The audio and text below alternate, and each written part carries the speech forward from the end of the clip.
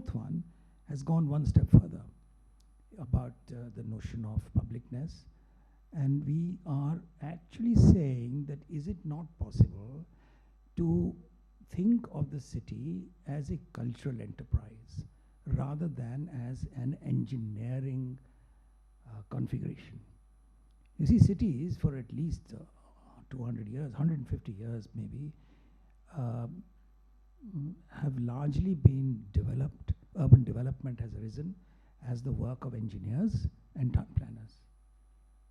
Architects have been rather marginal. You know, they beautify parts of cities, but really they're not taken very seriously. And but engineers and planners have been doing this to our city.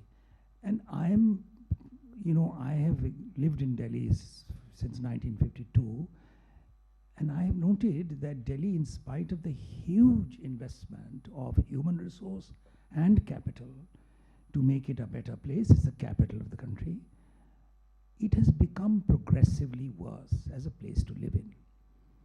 And I mean, it's a matter of fact. You can't debate this. So to be able to talk about urban aesthetics, perhaps we need to look at a few images of the way the city is being formulated today and the kind of aesthetics that is coming up in our cities. I've taken Delhi as an example, perhaps the city we are most familiar with. So just a few slides of the kind of projects that are going on and upcoming. And I think the same projects were also talked about in the first panel discussion. So this is the Sub Smart City project in Kidwai Nagar, East Kidwai Nagar. This was a few months back. It's an older image by Ram Rahman. 3D view of the same project and similar developments in Sarojini Nagar, Naroji Nagar, and Netaji Nagar.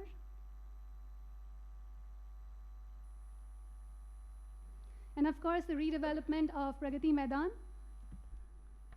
And what are the kind of spaces, what are the kind of buildings, what are the kind of neighborhoods which are replacing, which have been replaced, which have been displaced by these developments? The Hall of Nations, we all are familiar with the demolition that took place.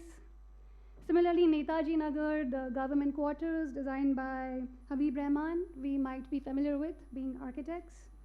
Perhaps we might not be familiar with the squatter settlements or what are commonly called as slums in our cities being raised to make way for these developments. So in place of the Kidwai Nagar redevelopment project which has come up, there was a settlement of a few hundreds of houses which were demolished and resettled, pushed out to the fringes of the city. The Katputli colony eviction, demolition, we might all be familiar with. And similarly, there are evictions, demolitions that take place in Delhi every few weeks, which are gradually and continually pushing out the urban poor to the fringes of the city. And I think now I'm going to join the panelists with these sort of images to begin with. And I feel that what we have lost in the process is our urban heritage, something which has existed for decades. The second story is of street performers, of traditional performing arts in the city. There are 7 traditional tribes when it comes to street performers, jugglers, acrobats or nuts, madaris, magicians. For those of us who grew up in Delhi, you might have seen many of these madaris who would come to our neighborhoods when we were children. And with their monkeys, or sometimes if you were lucky, there'd be an acrobat or a magician. But today you don't see these performers within the city anymore. You see them in smaller towns, smaller cities, you see them at the peripheries, at the fringes of the city. And also, we do not have a culture of street performers, street performances, of buskers. You go to any Southeast Asian city, you go to a European city, the public spaces are alive with those sort of convivial activities, but not here in Delhi, not in most Indian cities. And what's the reason for that?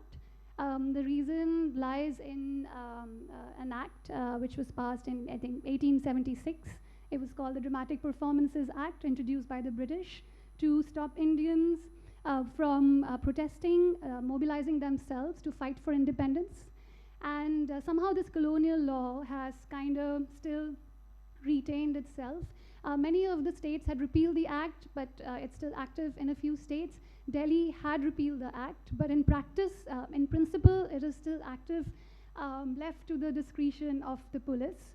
And often these decisions are based on class and caste as well, where these performers are typically seen as beggars. I remember even when we were kids, we used to see them based on what we were told by our families, that they were criminals, that we have to be careful because, and so we were afraid of them. And what has happened today is this has led to these performances, their traditional occupations being banned.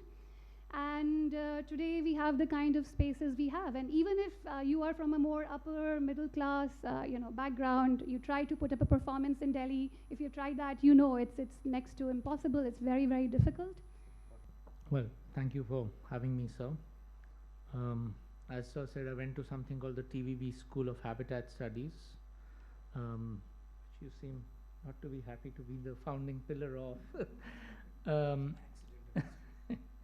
It was, I think, it's interesting that what you said today, because we were taught that architects have responsibility, and responsibility larger than just to the clients, but to cities. And some of us have tried to live up to that teaching for many years. Mr. Ganju failed me in first year, so it's very heartwarming to get in, appreciation today.